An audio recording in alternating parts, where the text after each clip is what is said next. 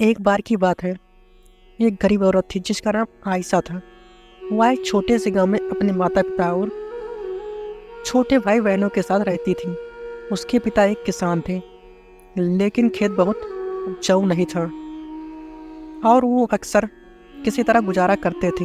आयशा एक बुद्धिमान और जिज्ञासु लड़की थी। वह अपने आसपास की दुनिया के बारे में जानना पसंद करती थी।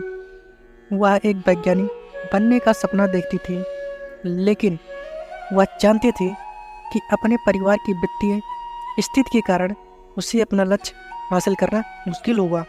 एक दिन आयशा के पिता बीमार पड़ गए।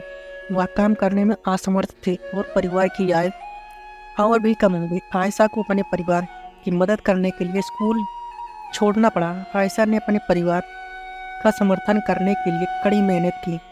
उसने घरों की सफाई और खेतों में काम करने जैसे अजीब अजीब काम किए। उसने स्थानीय बाजार में सब्जियां बेचना भी शुरू किया।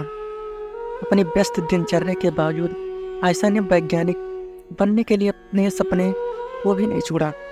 वह देर रात तक पढ़ाई करती थी और स्थानीय पुस्तकालय से किताबें उधार लेती थी।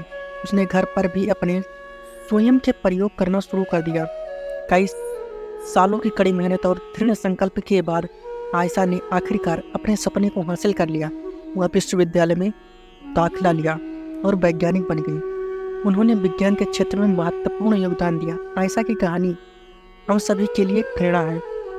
यह दिखाती है कि अगर हम अपने दिमाग में रखते हैं और अपने सपने को कभी नहीं छोड़ते तो कुछ भी संभव है।